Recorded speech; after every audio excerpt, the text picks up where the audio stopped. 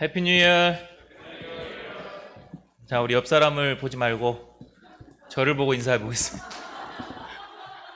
옆 사람을 자주 보니까요. 자, 저를 향해서 이렇게 해피 뉴 이어 해주세요. 해피 뉴 이어. 어우, 너무 기분이 좋습니다. 야, 언제 제가 이런 인사를 받아보겠습니다. 네. 많이 긴장을 했었는데 우리 하우 목자님 바이올린 선율을 들으니까 마음이 녹아졌습니다. 고급 레스토랑에 온 것 같은, 고기를 썰어야 될 것 같은 느낌이 들었는데 너무 아름다운 선율이어서 마음이 녹아지니까 말씀도 잘 전할 것 같습니다. 네. 신년 수양회를 좋은 날짜에 허락하신 하나님께 감사합니다. 네. 말씀을 통하여서 우리가 새해 방향을 잘 잡을 수 있기를 기도합니다. 저와 여러분이 볼 말씀은 산자의 하나님입니다. 우리 요절 말씀으로 20장 38절 같이 읽겠습니다. 시작. 하나님은 죽은 자의 하나님이 아니요 살아있는 자의 하나님이시라. 하나님에게는 모든 사람이 살았느니라 하시니. 기도하겠습니다. 거룩하신 하나님 아버지, 2022년 한 해 동안도 저희와 함께하여 주시고 저희의 목자가 되어 주셔서 친히 인도하여 주셔서 감사합니다.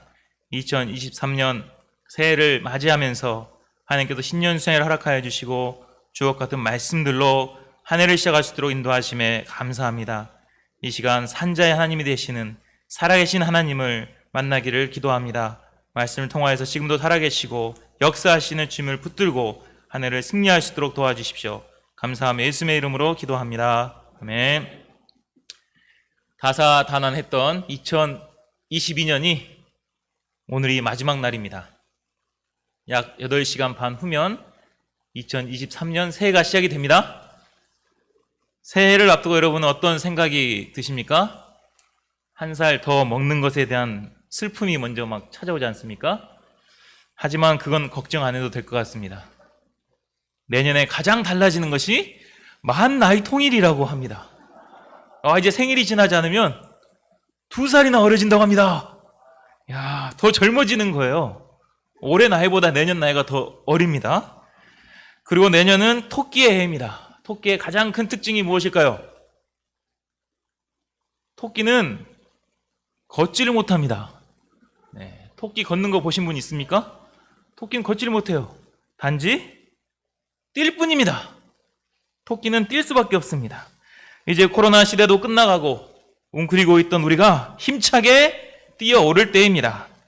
내년에는 우리가 한 살이라도 더 젊어지니까 젊어진다는 마음으로 토끼처럼 힘차게 뛰는 한 해가 되기를 소망합니다. 하나님께서는 우리가 힘차게 뛸 수 있도록 이번 신년 수양회를 예비해 주시고 말씀으로 힘을 공급해 주십니다. 우리가 오늘 말씀을 잘 새겨 듣고 지금도 이 살아계신 하나님을 만날 수 있기를 기도합니다.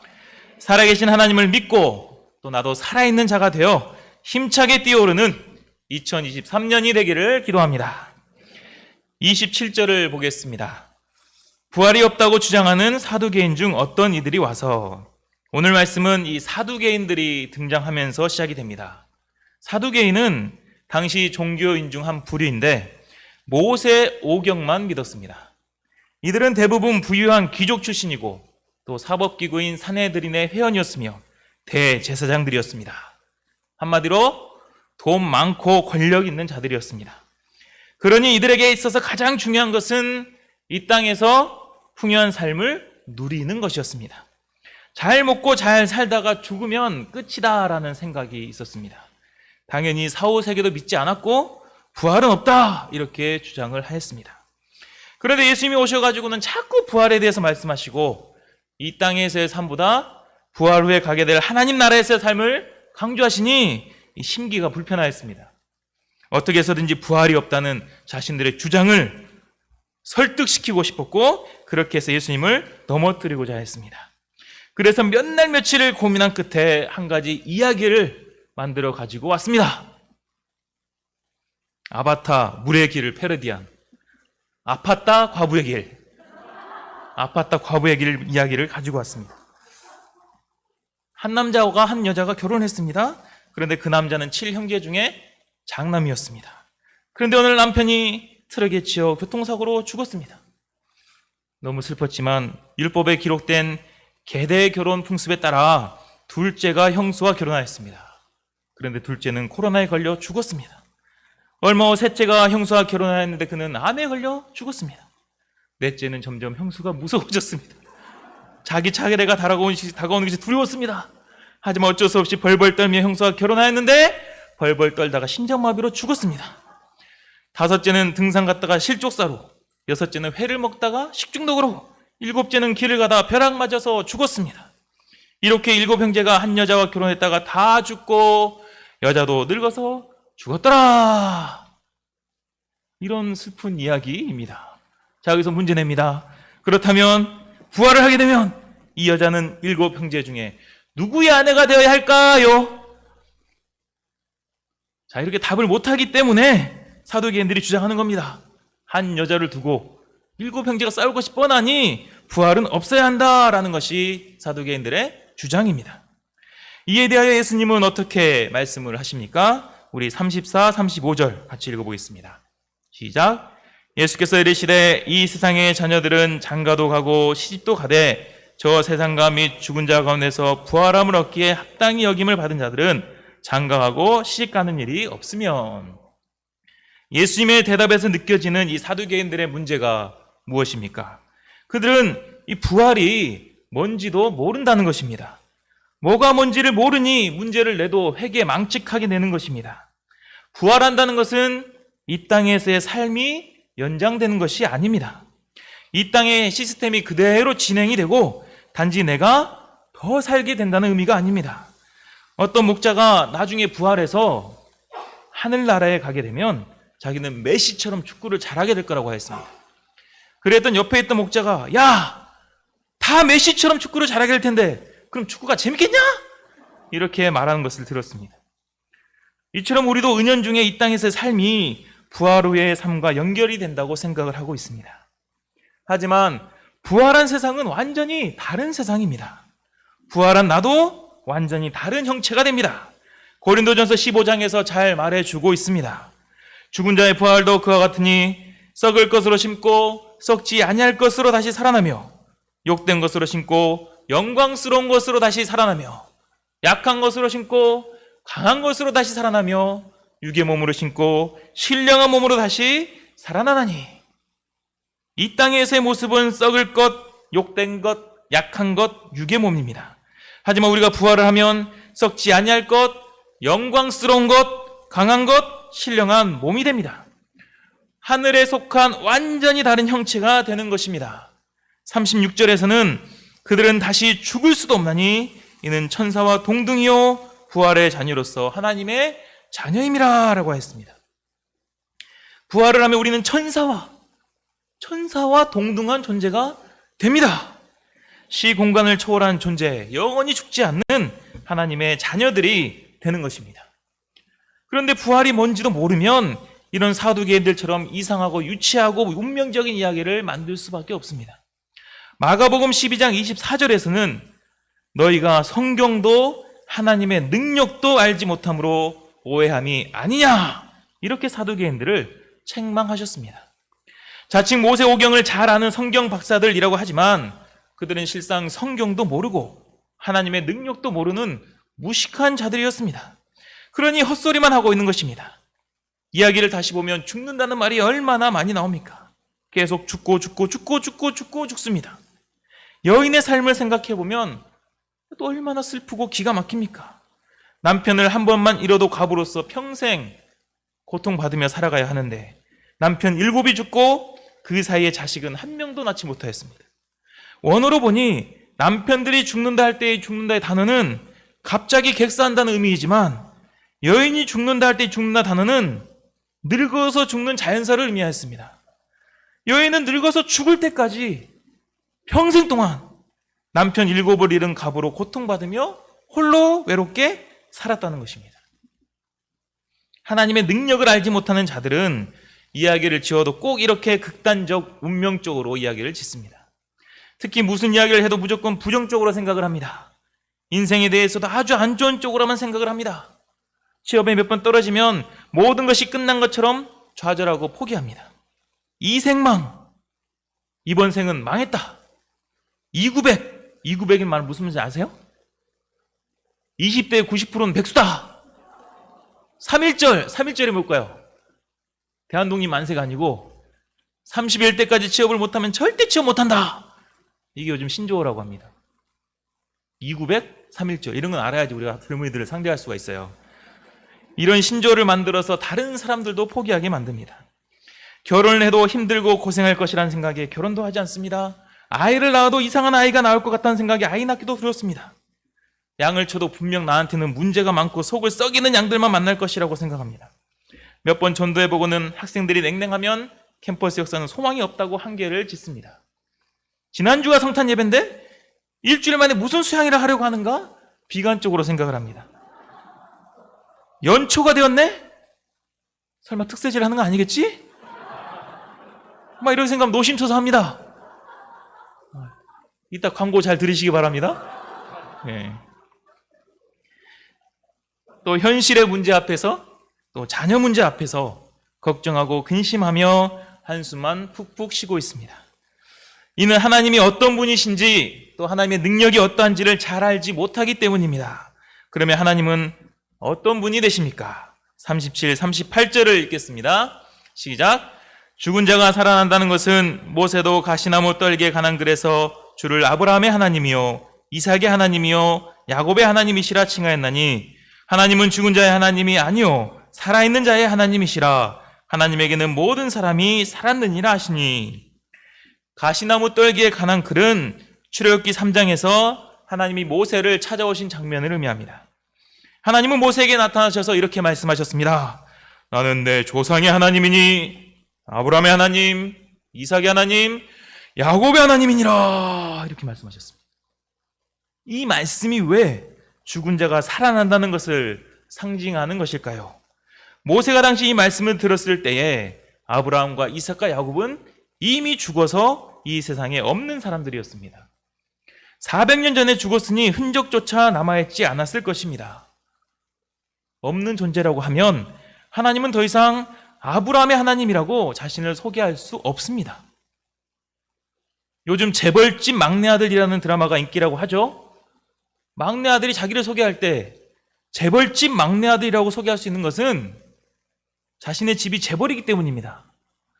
그런데 만약 쫄딱 망해가지고 거지가 되었다고 하면 더 이상 자신을 재벌집 막내 아들이라고 소개하면 됩니까? 안 됩니까? 안 되죠. 재벌이 아니기 때문입니다. 마찬가지로 아브라함이 죽고 아예 없어졌다면 하나님은 자신을 아브라함의 하나님으로 소개하면 안 됩니다.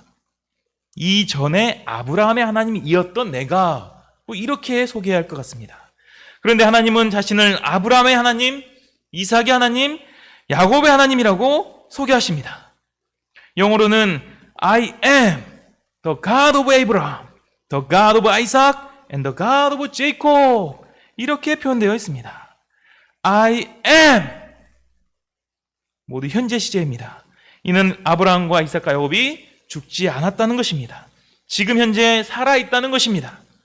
분명히 죽었는데 지금 살아있습니다. 그것이 무엇을 의미합니까?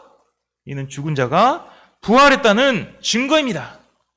또한 모세에게 I am 이렇게 소개하신 것은 하나님 자신도 지금 현재 살아 계신다는 뜻입니다. 아브라함과 이삭과 야곱과만 함께 하시고 지금은 안 계신 것이 아니라 지금도 살아 계셔서 지금 모세 너와 함께 있다 이렇게 말씀하시는 것입니다. 38절을 다시 한번 읽어보겠습니다. 38절 시작. 하나님은 죽은 자의 하나님이 아니요 살아있는 자의 하나님이시라. 하나님에게는 모든 사람이 살았느니라 하시니. 하나님은 죽은 자의 하나님이 아니십니다. 사도계인들처럼 죽은 생각을 하고 죽음의 한계에 갇혀있는 자의 하나님이 아니십니다. 살아계신 하나님을 믿지 못하여 믿음이 죽고 스피릿이 죽은 자의 하나님도 아니십니다. 하나님은 살아있는 자의 하나님이 되십니다.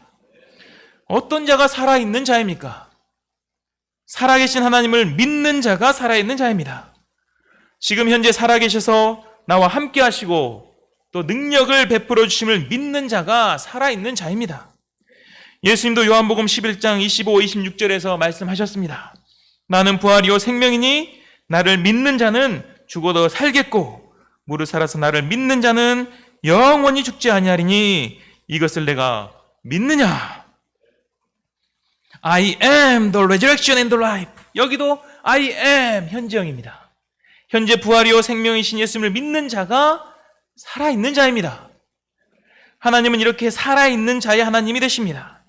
살아있는 자에게 역사하시고 부활의 능력을 체험하게 하십니다. 이 말씀을 접할 때마다 몇 년 전 들었던 엘카미노 UBF의 잠백 선교사님의 선교 보고가 생각이 납니다. 처음 선교사로 나가셨을 때의 점심시간을 활용해서 하루에 3시간씩 캠퍼스에서 전도하고자 방향을 잡았습니다. 그런데 아무리 전도를 해도 양들을 만날 수가 없었습니다. 모두가 No thank you, no thank you 이렇게 거절해버렸습니다. 그러자 기쁜 패배감에 빠지고 무기력해졌습니다. 점점 이제는 15분 정도만 전도하고 근처 한국 식당에서 2시간 동안 점심 먹으며 신문만 보거나 캠퍼스를 산책만 하고 돌아가는 일이 많아졌습니다. 그러다 어느 날 말씀부를 하는데 오늘 말씀인 산자 하나님 말씀이 마음에 크게 와닿았습니다. 하나님은 죽은 자의 하나님이 아니요 산자의 하나님이시니라. 이 말씀이 마음에 쿵 하고 임하게 되자 내가 정말 하나님의 권능과 기적과 영광을 체험하기 원한다면 또 하나님의 능력으로 승리하기를 원한다면 반드시 자신이 먼저 산자가 되어야 한다는 것을 깨닫게 되었습니다. 그리고 산자라는 것은 지금도 여전히 살아계시는 하나님을 굳게 믿고 어려움과 한계적인 상황에 도전하며 개척하는 자라는 것을 깨닫게 되었습니다. 이 말씀의 은혜를 받고 하나님은 산자 하나님이시다라고 힘차게 외치며 바로 캠퍼스로 올라가 전도를 하였습니다. 역시나 많은 양들이 No thank you 이렇게 하면서 거절하였지만 조금도 흔들리지 않고 살아계신 하나님을 의지하며 더욱 열심히 전도하였습니다. 그럴 때 2시간 만에 5명의 양들을 만나게 되고 그 중에 한 명이 엘카미노의 첫 제자가 되었습니다. 이것이 시작이 되어 15년 후에는 300팀의 일대 역사를 이루고 46명의 성경 선생과 7개의 목자 가정을 세웠으며 지금은 120명대의 주일 예배를 이루게 되었습니다. 선교사님은 해도 안 된다는 패배감에 젖어 있을 때에 그리고 한계에 빠져서 무기력하게 있을 때에 하나님은 자신을 통해서 역사하실 수 없다고 고백하였습니다. 왜냐하면 이런 자신이 죽은 자였기 때문입니다.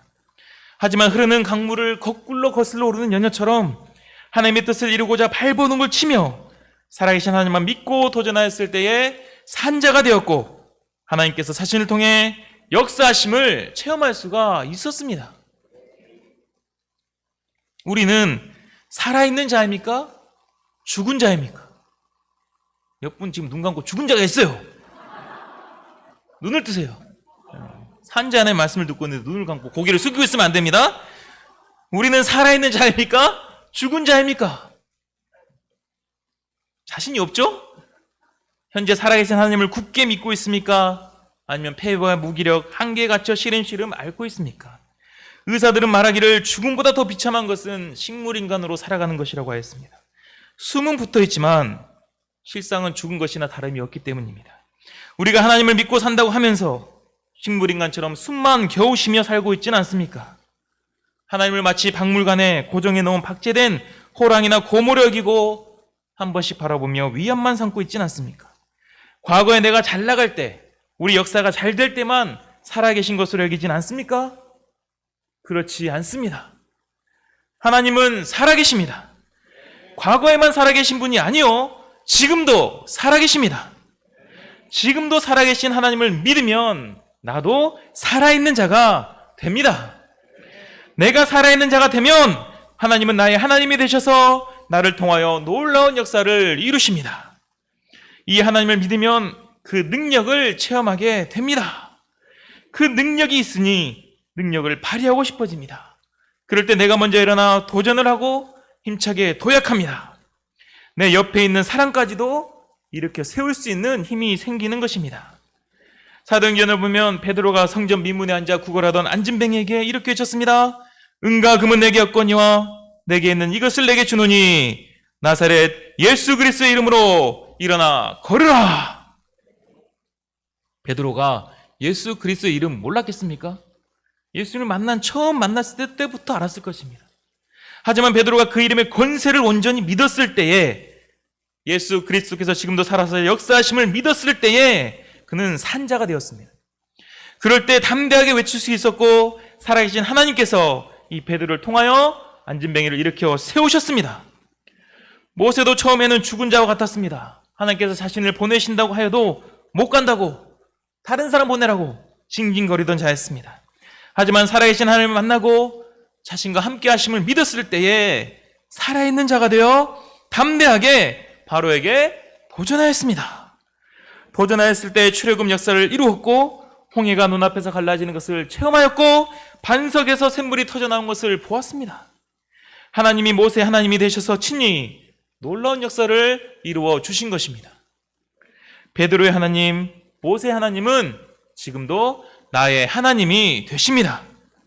우리가 하나님을 어설프게 믿지 말고 정말 지금도 살아계셔서 나와 함께 하심을 믿고 베드로와 모세에게 이루신 놀라운 역사를 체험할 수 있기를 기도합니다. 우리가 지금도 살아계신 하나님, 나와 함께 하신 하나님을 굳게 믿을 수 있기를 기도합니다. 이 하나님을 믿고 살아있는 자들이 되어 힘차게 캠퍼스로 나아갈 수 있기를 기도합니다. 산자의 하나님 말씀으로 새해 방향을 잡도록 인도하신 하나님께 감사합니다. 저는 이 말씀을 준비하면서 요한계시록 3장에 나오는 4대 교회가 계속 떠올랐습니다. 네가 살았다는 이름은 가졌으나 죽은 자로다. 이 말씀이 계속 떠올랐습니다. 저는 충신이라는 좋은 이름을 가지고 있습니다. 충성스러운 믿음의 소유자가 되라는 뜻입니다. 하지만 이름은 이렇게 살아있지만 실상은 죽은 자와 같았습니다. 겉모습도 뭔가 당당해 보이고 스피릿 있어 보였지만 실상은 죽은 자와 같았습니다. 왜 죽은 자와 같았을까요? 제 안에 두려움이 있었기 때문입니다. 특히 사람들과 관계를 맺는 것에 대한 두려움이 존재했습니다. 많은 사람들 앞에서는 말씀도 힘있게 전하고 이 말도 잘하는 것처럼 보이지만 사람들을 인격적으로 상대해야 할 때는 저는 쉽게 다가가지 못하였습니다. 다가가서 말을 먼저 건네는 것에 대한 막연한 두려움이 있었습니다. 그래서 완전히 편한 관계가 되지 않으면 어색할 때가 많았습니다. 둘만 있을 때는 무슨 말을 해야 할지 몰라 막막해 하기도 하였습니다. 그래서 사람들에게 괜한 오해를 사기도 하였습니다. 이러한 모습은 목자로 살아가는 데 있어서 큰 문제였습니다. 전도를 나가면 생판 처음 보는 양들에게 적극적으로 다가가 말도 걸고 관계성도 맺고 일대를 시작해야 하는데 이런 것들이 잘 되지 않았습니다. 생뚱이 양에게 뚫고 들어가 말씀을 심고 소망을 주면서 키워야 하는데 힘들어했습니다. 그러니 전도 나가서 산책만 하고 돌아오기가 일쑤였습니다. 누가 연결해준 양들, 2세들은 그래도 1대1은 하니까 잘 도왔지만 처음부터 관계를 맺어야 하는 경우는 제 안에 있는 속 두려움으로 인하여 쉽지가 않았습니다. 저는 이런 것이 목자로서의 큰 약점임을 알면서도 드러내고 싶지가 않았습니다. 약해 보일 것 같았기 때문입니다. 그냥 나의 성격이 원래 이렇다, 스타일이 이렇다 이렇게 생각하며 넘어가고자 했습니다. 또한 어려서 버림받았던 상처로 인해 어쩔 수 없는 현상이라고 생각했습니다. 섣불리 누군가에게 다가갔다가 상처받을까 두려워하기에 사람들의 반응에는 극도로 민감한 것이라고 합리화했습니다. 하지만 이 문제를 극복하지 않을 때에 제 안에서는 점점 나도 모르게 사람에 대한 깊은 불신과 두려움이 더 커지고 있었습니다. 점점 사람들 사이에 숨어버리는 자가 되어버렸습니다. 많은 목자들이 있는 곳에 갈 수 없었고 심지어 JBF, CBF 아이들과도 반갑게 인사하지를 못하였습니다.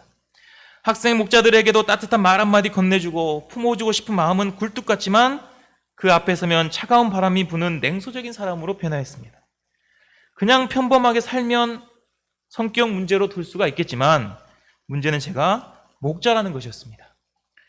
사람을 살리고 변화시키는 목자로서 이런 점은 가장 큰 약점이며 제가 숨기고 싶은 콤플렉스였습니다.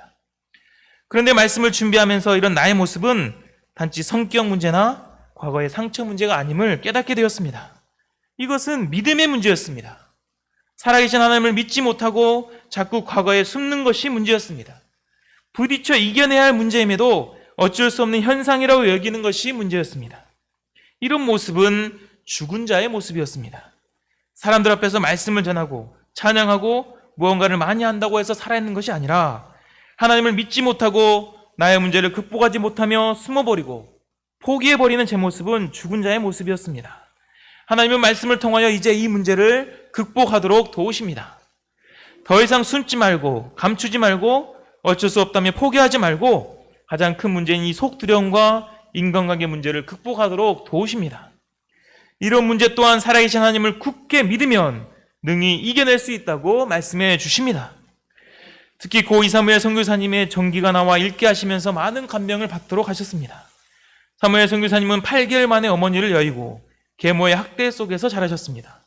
체구도 작았고 많은 놀림도 당하였습니다. 어찌 보면 굉장히 사람에 대한 상처가 많을 수 있는 환경이었습니다. 하지만 선교사님은 에베소 2장 10절 우리는 그가 만드신 바라 그리스도 예수 안에서 선한 일을 위하여 지으심을 받은 자니 이 일은 하나님이 전에 예비하사 우리로 그 가운데서 행하게 하려 하심이니라. 이 한마디 말씀을 평생 굳게 붙잡고 모든 상처를 극복하셨습니다. 살아계신 하나님을 붙들고 몸부림치시면서 자기와 같은 사람을 불쌍히 여기고 더 사랑하였을 때 오히려 건강한 사람들보다 더 많은 은혜를 체험하셨습니다. 그 사랑으로 사람들에게 뚫고 들어가서 도우셨을 때에 1명, 2명이 변화되더니 전국의 캠퍼스와 세계 캠퍼스들까지 복음으로 물들일 수가 있었습니다.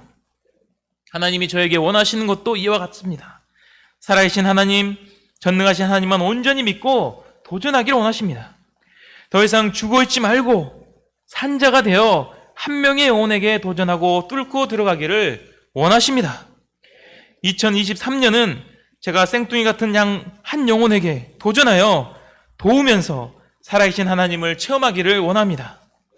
캠퍼스에 나가 새로운 영혼을 만나 관계성을 맺고 소원을 심고 사랑으로 1대1을 하여 말씀으로 사람이 변화되는 것을 체험하고 살아계신 하나님을 체험할 수 있기를 기도합니다.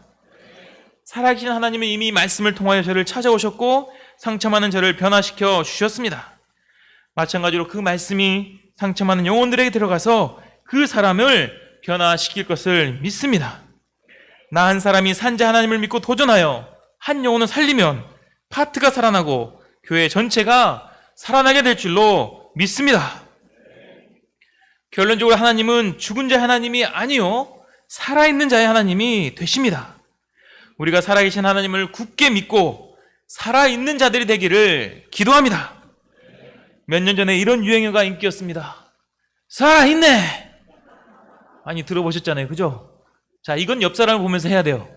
옆 사람 보면서 외쳐봅시다. 살아있네! 반대쪽 보면서 살아있네! 새해에는 정말 우리가 서로를 보면서 이렇게 살아있네! 외칠 수 있기를 기도합니다. 우리 모두 살아있는 자들이 되어 산자 하나님의 놀라운 능력을 체험하는 2023년이 되기를 기도합니다. 기도하겠습니다.